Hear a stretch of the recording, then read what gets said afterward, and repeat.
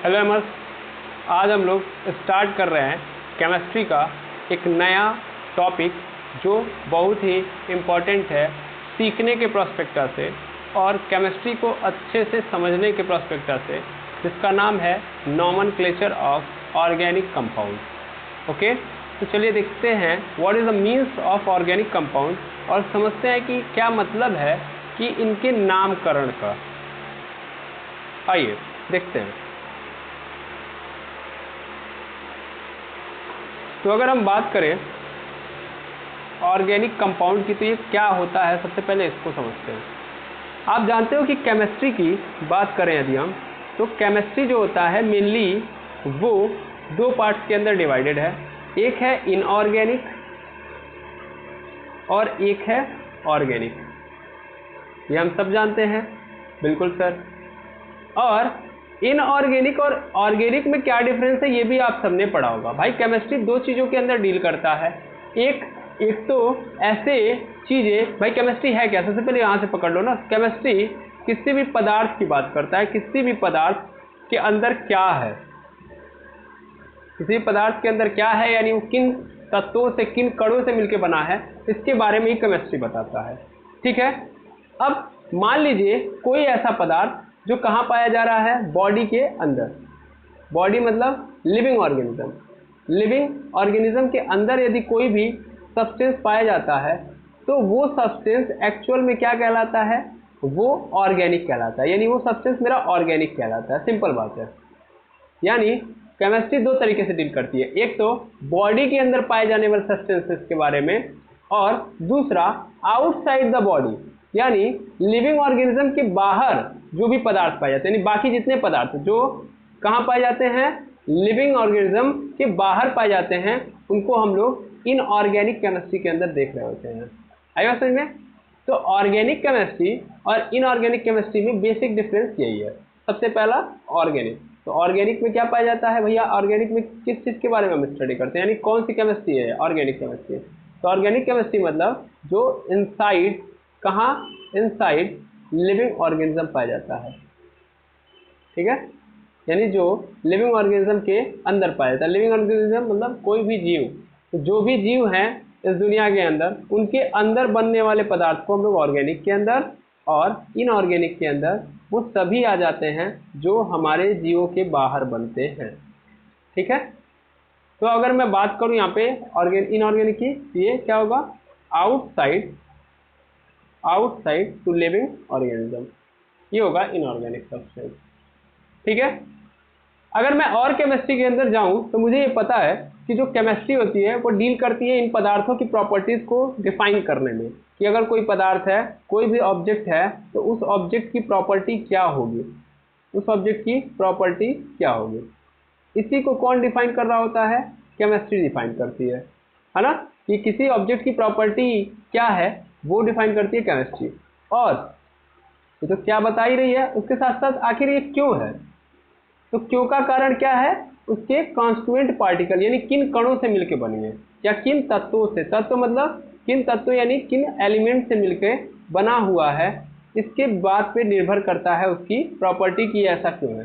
जैसे मान लीजिए अगर कोई पदार्थ है, कोई सब्सटेंस है, और अगर उस सब्सटेंस की प्रॉपर्टी ये है कि वो सब्सटेंस कैसा है, वो सब्सटेंस बहुत ही एसिडिक है।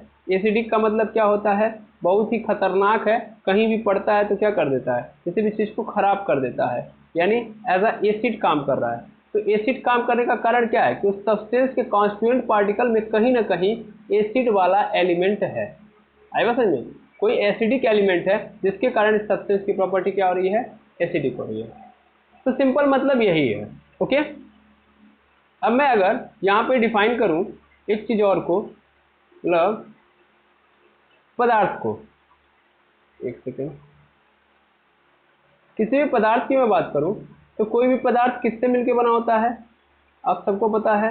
अगर पदार्थ के सबसे निचले स्तर पे जाओगे तो एटम से मिलकर बना होता है, लेकिन ये केवल एटम से थोड़ी मिलकर बनता है, एटम कंबाइंड करते हैं, कंबाइंड करके यानी सेम टाइप के एटम एलिमेंट बनाते हैं, और ये एलिमेंट आपस में क्या करते हैं, केमिकल रिएक्शन करते हैं, और केमिकल रिएक्शन के करने के कारण दो एलिमेंट्स आपस में जुड़ते हैं। मान लीजिए एक एलिमेंट ए है और एक एलिमेंट बी है, ये दोनों मिलके एक पदार्थ का निर्माण कर रहे हैं AB, यानी ये अलग एलिमेंट है, ये अलग एलिमेंट है, तो दोनों मिलके क्या बना रहे हैं AB। तो ये AB नाम का जो बना हुआ चीज़ है वो क्या कहलाएगा, पदार्थ। आपने पदार्थ का क्लासिफिकेशन पढ़ा होगा, पदार्थ जो बना है वो कुछ इस तरीके से तो बन रहा है।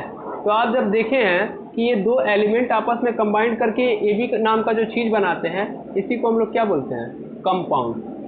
है बस समझे, यानी ये पदार्थ जो होता है एक प्रकार से क्या होता है, कंपाउंड होता है। सिंपल मतलब यही है। को और थोड़ा डिटेल में मैं समझाऊं तो हम लोगों ने समझा है कि जो सब्सटेंस होते हैं वो दो मतलब प्योरिटी के आधार पे दो तरीके के होते हैं। एक होता है प्योर सब्सटेंस और एक होता है इम्प्योर, कि मतलब उसके कॉन्स्टिट्यूएंट पार्टिकल के आधार पे हम ये बात कर रहे हैं, या केमिकल कंपोजिशन के आधार पे हम ये बात करते हैं कि वो पदार्थ प्योर है कि इम्प्योर।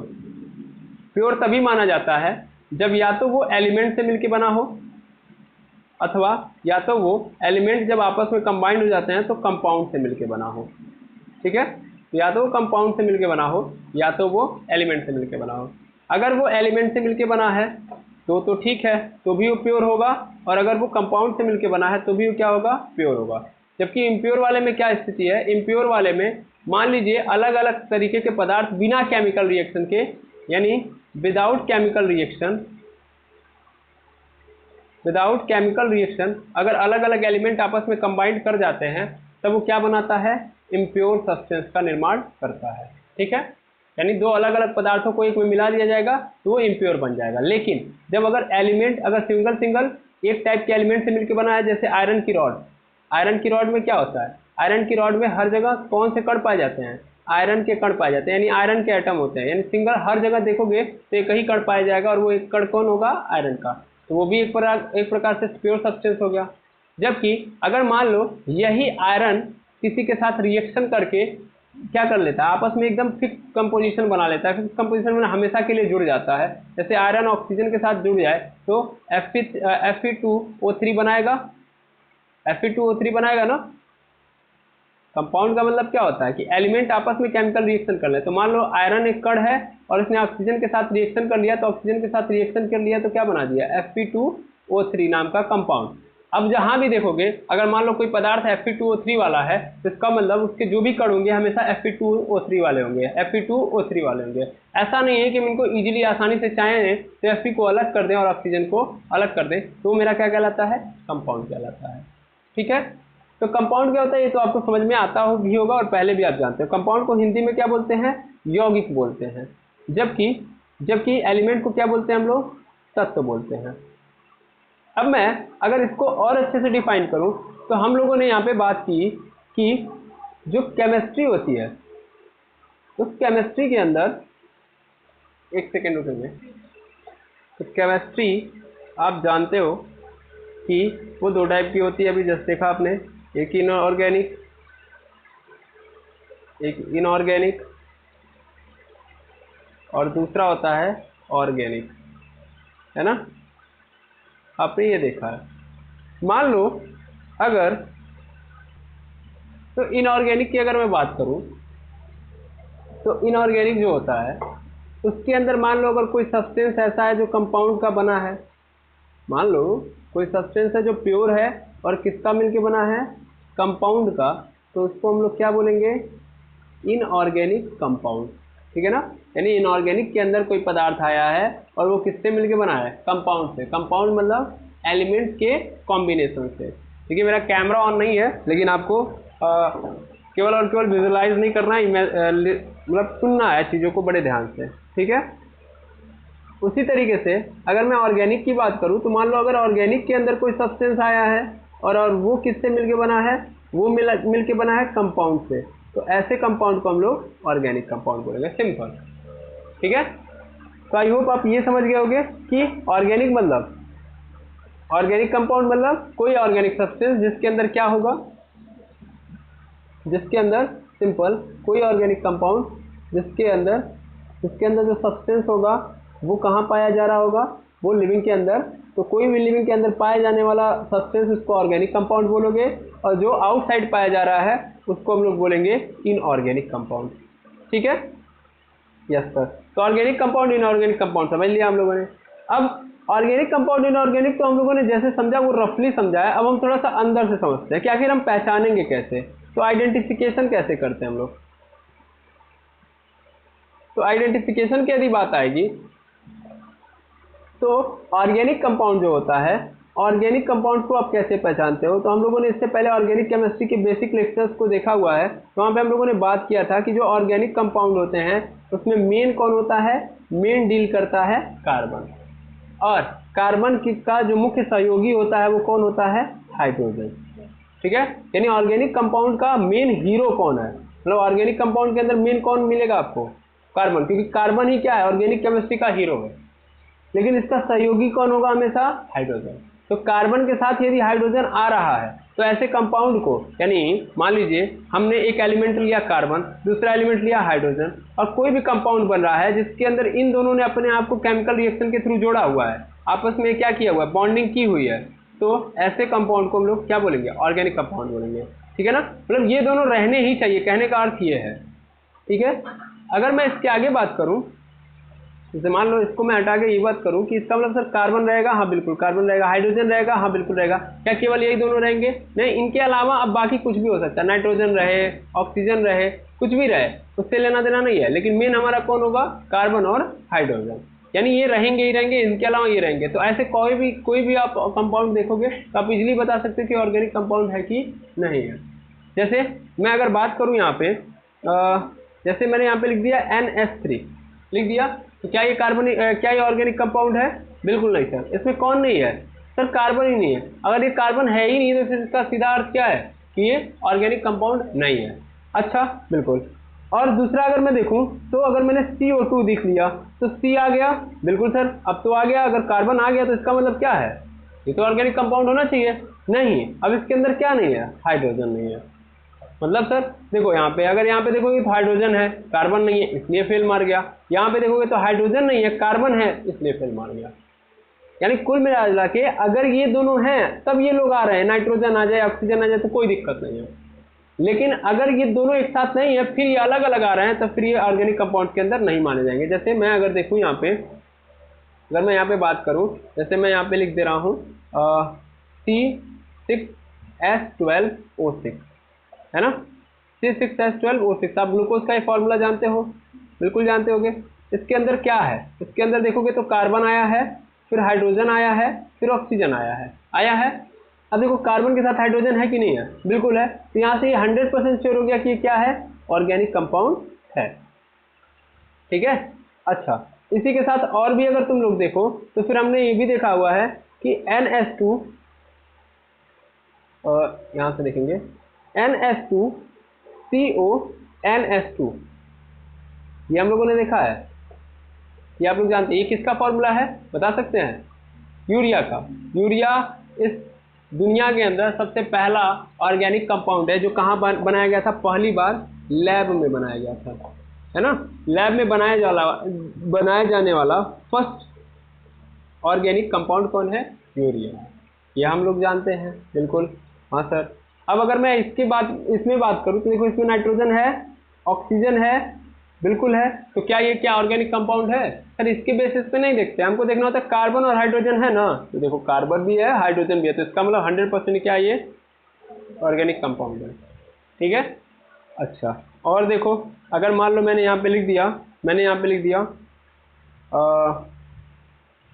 CN, हाँ CN लिखा हुआ है, या ऐसे कर देता हूँ मैं, HCN लिखा हुआ है, HCN। अब क्या ये ऑर्गेनिक कंपाउंड है, बिल्कुल है, या देखो हाइड्रोजन भी है, कार्बन भी है, फिर नाइट्रोजन भी है ना। अगर देखोगे यहाँ से तो कार्बन ने क्या किया हुआ है, नाइट्रोजन के साथ ट्रिपल बॉन्ड बनाया हुआ है और हाइड्रोजन के साथ सिंगल बॉन्ड बनाया हुआ है। ये बाद में हम बात करेंगे कि क्या होता है, ये तो आप लोग जानते होंगे, है ना, सिंगल बॉन्ड ट्रिपल बॉन्ड क्या होता है, तो इसमें हमको ज़्यादा जोर नहीं देना है, फिलहाल में बस ये देखना है कि जहाँ पे भी हाइड्रोजन दिख रहा है एक साथ, जहाँ भी हाइड्रोजन दिख रहा है और जहाँ भी कार्बन एक साथ दिख रहा है, यानी वो कौन से कंपाउंड हो गए, ऑर्गेनिक कंपाउंड। ठीक है, बाकी अगर मैं देखूँ यहाँ पे तो H2SO4 हो गया, H2SO4 हो गया, HCl हो गया, K2SO4 हो गया, ये सब के सब क्या है, इनऑर्गेनिक है, सीधा मतलब यही है ना, ये सब के सब क्या है, इनऑर्गेनिक है। तो हमको इनसे लेना देना नहीं है, फिलहाल में इनसे लेना देना नहीं है। ये केमिस्ट्री में हम लोगों ने बारी बारी इसको पढ़ा भी है और समझा भी है, और हम रेगुलर बेसिस पे इसको पढ़ते रहेंगे। ठीक है, हमारा जो मोटिव है पूरा फोकस वो किसके ऊपर है, ऑर्गेनिक के ऊपर है। ये ऑर्गेनिक कंपाउंड के ऊपर हमको फोकस करना है।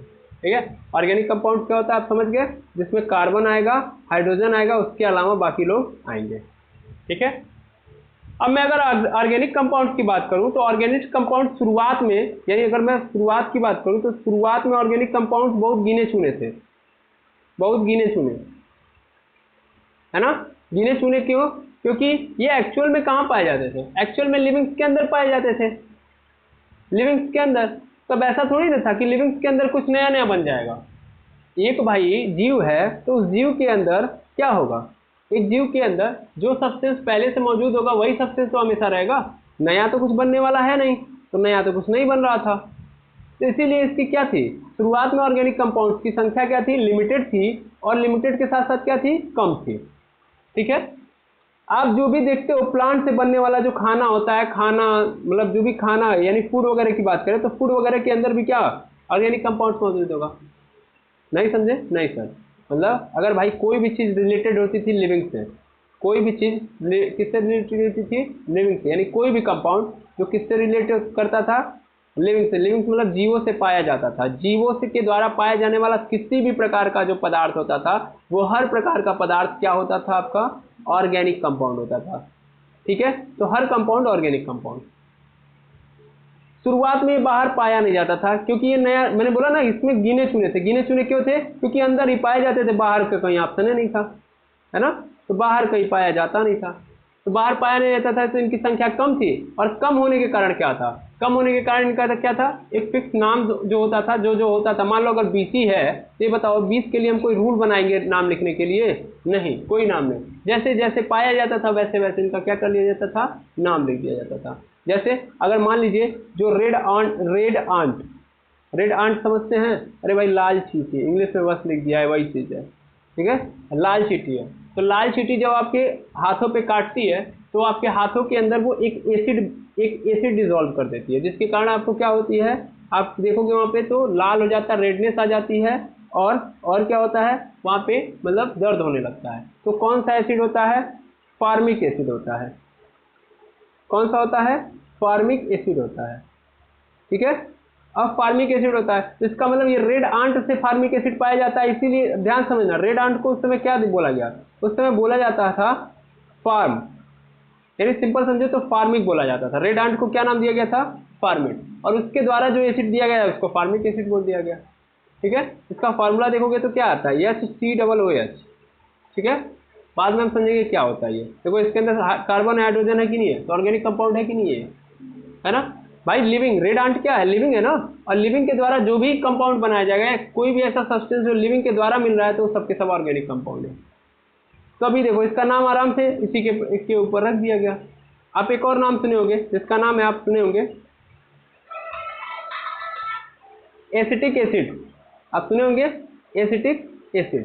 तो एसिटिक एसिड की यदि मैं बात करूं तो एसिटिक एसिड कहाँ पाया जाता था, एसिटिक एसिड पाया जाता था विनेगर में।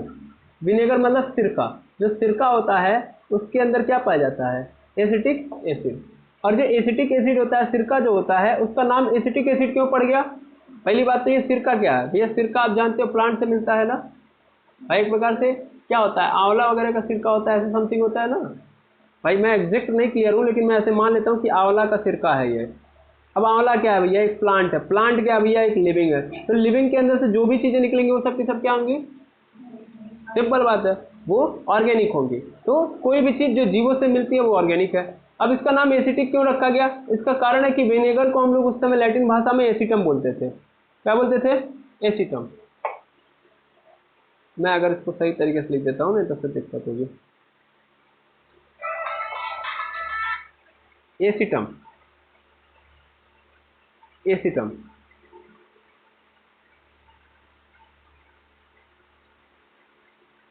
एसिटम का मतलब क्या होता था, विनेगर। विनेगर मतलब सिरका, तो इसीलिए इसका नाम क्या डाल दिया गया, एसिटिक एसिड। इसका फॉर्मूला देखोगे तो क्या होता है, CH3COOH होता है ना। तो देखो इसका नाम रखना बड़ा इजी था कि नहीं था, क्यों? जहाँ से पाया जाता था वहाँ पे रख दिया गया, कोई दिक्कत नहीं है। अच्छा, इसी तरह एक और एक एग्जाम्पल ले लेता हूँ मैं, एक और एग्जाम्पल में लेता हूँ जिसका नाम है, आप जानते हो कि मेथेन गैस।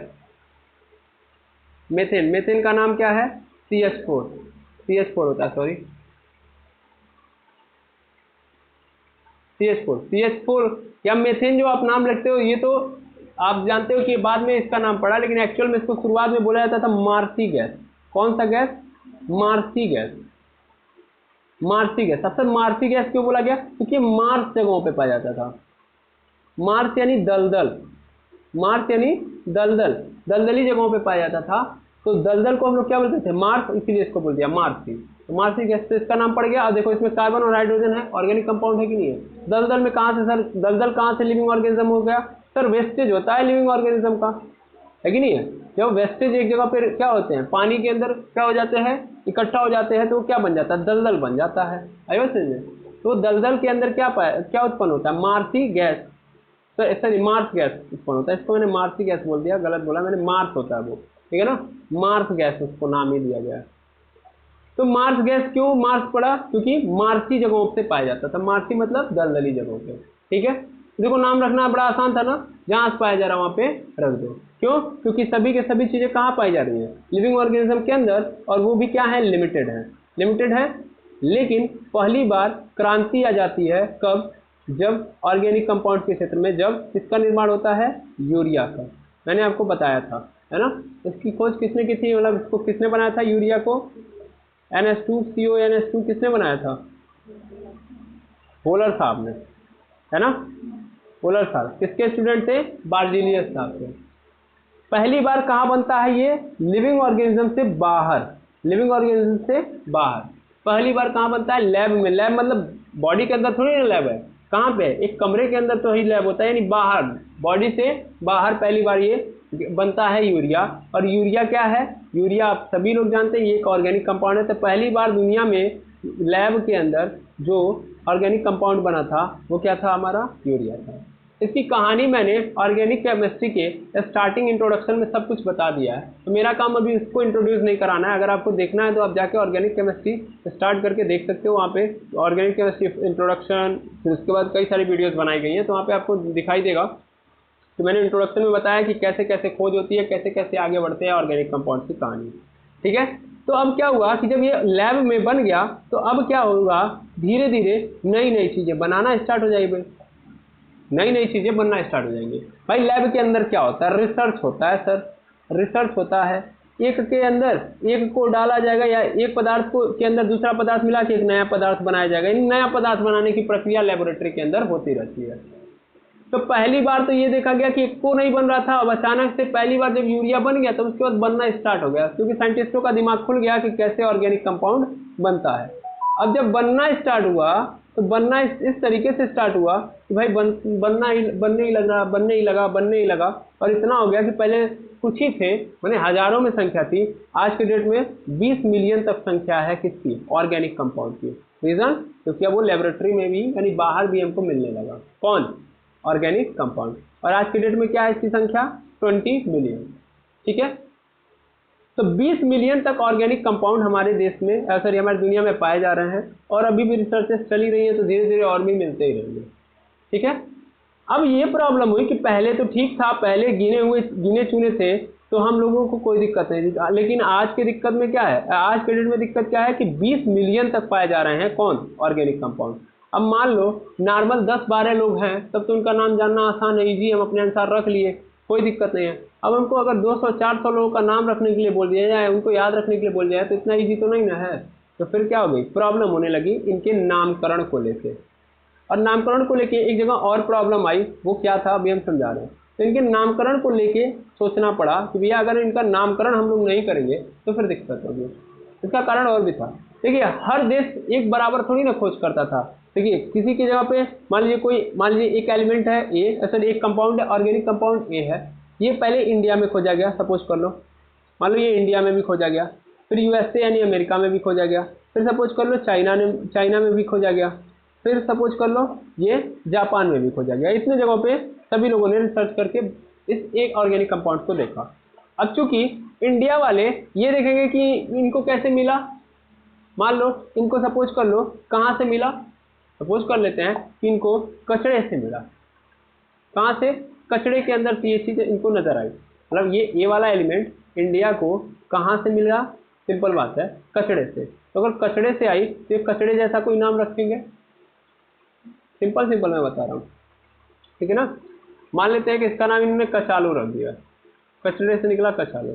यूएसए आया, यूएसए के अंदर यही ये वाला ऑर्गेनिक कंपाउंड किसी दूसरे प्लेस से मिला। चलो इसके वहां से भी मान लो कचड़े से मिला, हर जगह कचड़े से मिला, लेकिन सबकी भाषाएं अलग अलग है, तो नामकरण भी क्या करेंगे? अलग अलग करेंगे ना। अब इसके वहां से क्या होगा? इसको मान लो ये कहता है कि गार्बेज, ठीक है ना, गार्बेज से मिला यूएसए। भाई कचड़े को इंग्लिश में क्या बोलते हैं? गार्बेज बोलते हैं। तो यहाँ पे गार्बेज से मिला। अब अगर गार्बेज से मिला तो गार्बेज को इन्होंने अपने अनुसार क्या कर दिया? मान लेते हैं गार्बिंगो, इसका नाम क्या लग दिया? गार्बिंगो, ठीक है ना। इंडिया ने इसका नाम कचालू रखा और यूएसए ने इसका नाम क्या रख दिया? गार्बिंगो। कंपाउंड एक ही है भाई। चाइना में मिला, अब चाइना की लैंग्वेज तो अलग होती है कि नहीं है भाई? चाइना की तो एकदम अलग होगी ना। वहाँ तक तो आपको भी समझ में आ रहा था कि सर ठीक है, जापान क्या बोलते हैं, इंडिया और यूएसए का तो समझ में आ रहा था। अब चाइना का क्या होगा? चाइना का कुछ अलग ही सोचते हैं। मान लेते हैं, सपोज कर लीजिए कि वहाँ पे कचड़े को, अब मुझे भी नहीं पता कचड़े को क्या कहते हैं, मान लेता हूँ कि कचड़े को क्या कहा जा रहा है। सपोज कर लेता हूँ मैं, एक सेकेंड, हाँ, कचड़े को हम लोग नाम ले लेते हैं चिंग चिंग चू, ठीक है ना भाई। वैसे ही तो बोलते हैं, जैसे बोलते हैं वैसे मैं बता रहा हूँ। चिंग चिंग चू नाम रखा कचड़े का, मतलब वो कचड़े को चिंग चिंग चू बोलते हैं। अब चिंग चिंग चू से उनको नाम क्या बोलते हैं? ये ऑर्गेनिक कंपाउंड मिला है, तो अब क्या करेंगे? वो उस ऑर्गेनिक कंपाउंड का चिंग चिंग चू जैसे कुछ नाम रखेंगे, ठीक है ना। तो जैसे उन्होंने रखा चिंग चिंग चू ना, चिंग चिंग चू ना, ठीक है ना। किसका नाम रखा? इसे ऑर्गेनिक कंपाउंड का। ऐसे ही जापान वाला भी खोजेगा तो कुछ अलग करेगा ना। अब ज़्यादा हम लैंग्वेज लेंगे तो फिर मजाक बन जाएगा, फिर दिक्कत हो जाएगी। फिलहाल में आप समझ गए। अब क्या हुआ कि इंडिया में इसे कंपाउंड को कचालू बोला जा रहा है और गार्बेज वाले को, मतलब इसको बोला जा रहा है गार्बिंगो। यूएसए ने बोला गार्बिंगो और इसने बोला चिंग चिंग चूना, ठीक है। अब तीनों लोग मान लेते हैं कि कभी ना कभी तो आएंगे ही एक साथ। मान लीजिए अब ऐसा तो नहीं है कि इंडिया वाले फिर कभी चाइना वाले से नहीं मिलेंगे और चाइना वाले कभी इंडिया वाले से नहीं मिलेंगे। तो अगर मान लीजिए इंडिया वाले, चाइना वाले और यूएसए वाले तीन लोग आपस में ए वाले कंपाउंड की प्रॉपर्टी बताने आते हैं, भाई बताना तो पड़ेगा ना। जो लोग खोज करते हैं वो पहले पेपर पब्लिश करते हैं कि भाई देखिए हमने ये चीज़ खोजी है, इसकी प्रॉपर्टी है, और फिर सामूहिक रूप से आके सम्मेलन करते हैं और उसमें उस चीज़ को डिक्लेयर करते हैं ताकि वो चीज़ें यूनिवर्सल हो पाए। तो चाइना हो गया, इंडिया हो गया और यूएसए, तीनों लोग एक मंच पे आए और वो किसकी प्रॉपर्टी बताने जा रहे हैं? एक ही, ठीक है। ताकि जितनी भी दुनिया है, यानी दुनिया के बाकी देश हैं, वो इस एक ही प्रॉपर्टी को समझें और उसके बारे में भी अपने वहाँ समझाएं। तब इंडिया आएगा तो इंडिया कहेगा कि देखो यार कचालू जो है वो कचड़े से मिला, ठीक है, ऐसे सिंपल। इसने क्या नाम रखा है? कचालू। तो कचालू हमको यहाँ से मिला, कचालू ऐसा है, कचालू वैसा है, कचालू ये है, कचालू वो है, कचालू के साथ अगर हम ऐसे रिएक्शन कराएं तो ऐसा रिएक्ट करेगा, कचालू वैसा रिएक्शन करेगा। यूएसए आया, यूएसए बोला कि भाई इसे प्रॉपर्टी को, गार्बिंगो के पास ये प्रॉपर्टी है, गार्बिंगो के पास वो प्रॉपर्टी है, गार्बिंगो ये ऐसा करता है, गार्बिंगो ऐसा रिएक्ट करता है। और चाइना आया, चाइना पूरा अपने भाषा में बोला चिंग चिंग चूना ये करता है, चिंग चिंग चूना वो करता है, चिंग चिंग चूना के साथ ऐसा होता है, चिंग चिंग चूना के साथ ऐसा होता है। अब बैठे जो लोग हैं उनको क्या समझ में आएगा? मतलब जो बैठे लोग हैं वो क्या समझेंगे? सिंपली अगर हम बात करें तो ये जो बैठे लोग हैं, जो बैठ के समझ रहे हैं, वो क्या समझेंगे? चिंग चिंग चूनाए के कहें, गार्बिंगो कहें, कचालू बोले, है ना। तो फिर इससे क्या होगी? प्रॉब्लम क्रिएट होगी, है ना।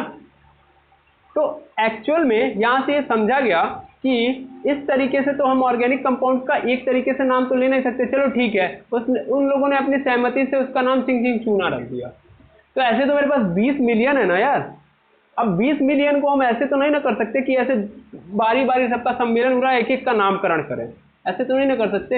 ऐसे तो बड़ी समस्या हो जाएगी। और इस नामकरण में भी हम देख रहे हैं सबके वहाँ अलग अलग पद्धतियाँ हैं, अलग अलग सिस्टम है, अलग अलग तरीके हैं नामकरण के, तो इससे दिक्कत हो रही है, दिक्कत हो रही है। तो क्यों ना इसका एक सिस्टम बनाया जाए और सिस्टमेटिक इनका नामकरण किया जाए। अच्छा, कई लोगों के मन में अभी भी ये क्वेश्चन होगा कि अच्छा ये ऐसा कैसे हो गया कि इसके 20 मिलियन कंपाउंड हो गया अचानक से। तो इसकी प्रॉपर्टी है कार्बन की, मतलब ये कारण किसका है, कार्बन की। आपने पढ़ा होगा कार्बन के पास एक पावर होती है कैटिनेशन की। कैटिनेशन मतलब श्रृंखलीकरण की, है ना। इसमें मेन भाई कौन है, कार्बन है। तो कार्बन के पास प्रॉपर्टी होती है कैटिनेशन की। कार्बन क्या करता है, श्रृंखला बना लेता है। क्या बनाता है, श्रृंखला। श्रृंखला कैसे बनाता है सर, जब आप देखोगे श्रृंखला बनाने की प्रॉपर्टी को तो आप यहाँ पे देख पाओगे कि कार्बन के पास ये पावर होती है 4 लोगों से जुड़ने की, यानी कार्बन के पास सबसे मैक्सिमम पावर होती है ये 4 लोगों से जुड़ सकता है। अब ये 4 लोग में जुड़ने की जो प्रॉपर्टी है वो कुछ ऐसा करता है कि ये अपने आप को ही बनाते जाता है। जैसे मान लो अगर एक कार्बन है तो ये दूसरे कार्बन से एक सिंगल बॉन्ड से जुड़ गया, दूसरा वाला तीसरे वाले से, फिर तीसरा वाला चौथे वाले से, चौथा वाला पांचवें वाले से, पांचवा वाला छठे वाले से, छठा वाला सातवें वाले से, ऐसे वो जुड़ते जाएगा जुड़ते जाएगा जुड़ते जाएगा और एक पूरा चैन बनाएगा। इतनी लंबी चैन बना सकता है, इसका कोई अंत नहीं है ना। तो ये प्रॉपर्टी श्रृंखलीकरण कहलाती है कि यानी एक कार्बन दूसरे कार्बन से जुड़ने की जो प्रॉपर्टी रखता है, टेंडेंसी रखता है, उसी को हम लोग श्रृंखलीकरण कहते हैं। और कार्बन के पास प्रॉपर्टी है। सर क्या केवल कार्बन के पास है, हाँ बिल्कुल। ऐसा नहीं है कि एक ऑक्सीजन से फिर जुड़ा, फिर दूसरे ऑक्सीजन से, फिर तीसरे ऑक्सीजन से, फिर चौथे ऑक्सीजन से, ऐसा पॉसिबल नहीं है। लेकिन ये मजबूत बनता है, ये स्टेबल बनता है, यानी ये पॉसिबिलिटीज है, जबकि ये पॉसिबिलिटीज नहीं है। ठीक है, क्या ऐसे ही हाइड्रोजन चाहे कि नहीं हम भी अपने खानदान को बढ़ाएंगे, हम भी क्या करेंगे, श्रृंखला बनाएंगे, ऐसा नहीं कर सकता। हाइड्रोजन भी स्टेबल ही नहीं रहेगा। तो इसी कारण इसकी 20 मिलियन है। अब यह 20 मिलियन अगर परिवार है किसी का तो उसके बाल बच्चों का नाम रखने में तो समस्या होगी ना, है ना। तो कार्बन की जो कहानी, यानी कार्बन के खानदान की जो कहानी है, इस कहानी में नामकरण बड़ा इंपॉर्टेंट रोल निभाता है। नहीं तो हमको पता से कैसे चलेगा कि ये ऑर्गेनिक कंपाउंड का ये काम है और इस ऑर्गेनिक कंपाउंड को हम लोग ऐसे यूज कर सकते हैं। भाई नाम ही नहीं जानेंगे तो क्या कहेंगे, बिना नाम के तो कोई काम नहीं याद रखेगा, है ना। क्योंकि नाम ही तो पहचान बताती है, बिना नाम के कौन सा आइडेंटिफिकेशन मिलेगा आपको, कोई आइडेंटिफिकेशन नहीं है। हम कह रहे हैं कि आज के डेट में मोदी जी ये कर रहे हैं, भाई मोदी जी का कोई नाम ही नहीं होता तो क्या कहते हैं हम। आज मोदी जी को कोई जानता, भाई मोदी जी नाम है ना कम से कम, तो मोदी जी नाम होने के कारण ही मोदी जी चमके हैं। अब मोदी जी आएगा तो आपके माइंड में बन जाएगा कि ये इसकी बात कर रहे हैं, हम हमारे देश के जो इसमें प्रधानमंत्री है इनकी बात की जा रही है ना। यही सेम बात है कि बिना नाम के कुछ काम नहीं होने वाला है, तो इसीलिए जरूरत पड़ी इनके नामकरण की, और एक्चुअल में हमको यही सीखना भी है। तो यही कहलाता है हमारा नॉमेनक्लेचर। नॉमेनक्लेचर क्या होता है, समझ में आ गया। नॉमेनक्लेचर की जरूरत क्यों है, क्योंकि 20 मिलियन है भाई, अब सबकी प्रॉपर्टी क्या है, अलग अलग है, और अगर हमको सबके बारे में जानना है तो नामकरण आना चाहिए। ठीक है, अब मतलब नॉमेनक्लेचर भी 2 टाइप का होता है। नॉमेनक्लेचर भी कितने टाइप का होता है, 2 टाइप का। नॉमेनक्लेचर कितने टाइप का, 2 टाइप का। पहला तो मतलब नॉमेनक्लेचर के भी 2 सिस्टम है, सॉरी 2 सिस्टम, मतलब ऐसे समझा देता हूँ कि नॉमेनक्लेचर 2 तरीके से किया जाता है। अगर आपको किसी का नामकरण करना है तो आप इसको 2 तरीके से कर सकते हो। वो 2 तरीके क्या है, अगर मैं इसकी बात करूं तो पहला तरीका है हमारे पास, एक तो है trivial system. Trivial system or common name, और दूसरा जो है वो है द बेस्ट वे, IUPAC।